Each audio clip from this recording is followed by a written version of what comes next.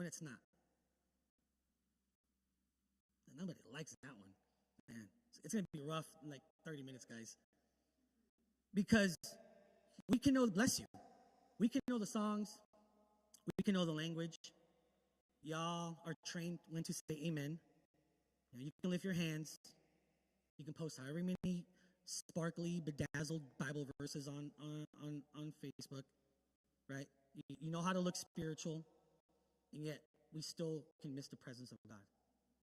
That's what I mean.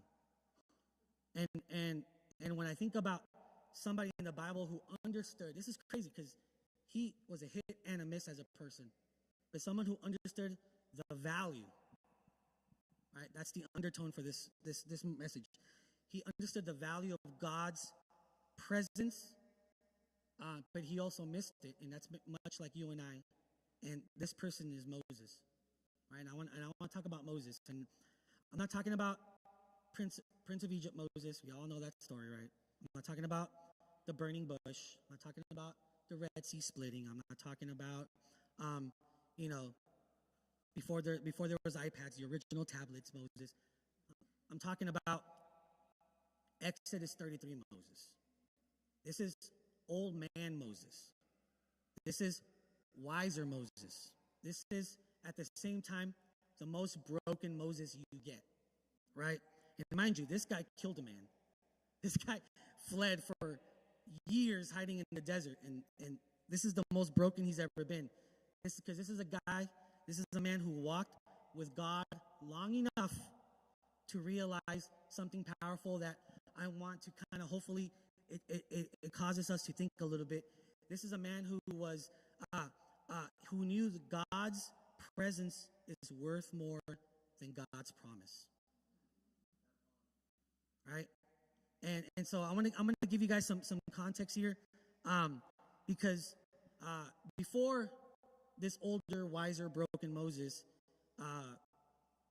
let's backtrack a little bit.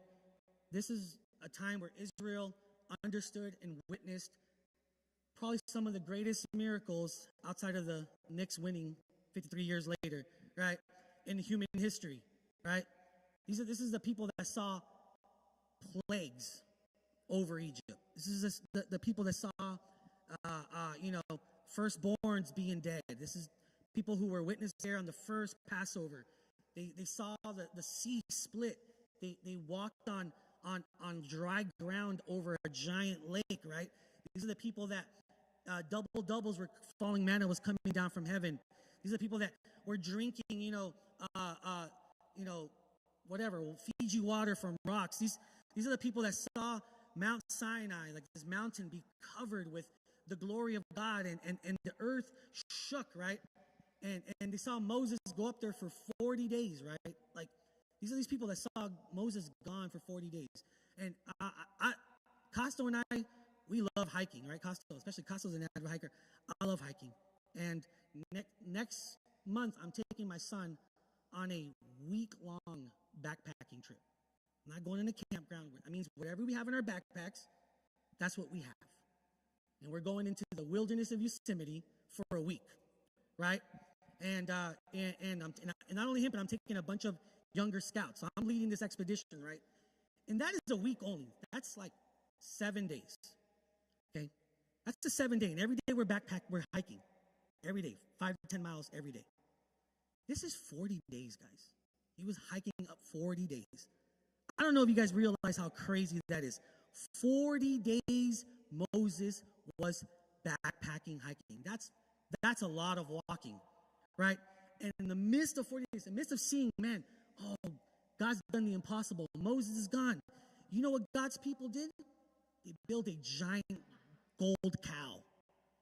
You know how dumb that is, right? You know how dumb that is? Like, their thought is, oh, man, you know what? Moses is gone. The pastor's gone. What do you want to do? Let's just build a giant cow, right? And the reason why is that that's how we get sometimes.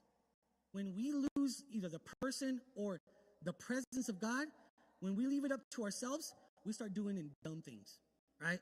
And so imagine seeing God split the ocean, right? Imagine seeing God split the sea and deciding,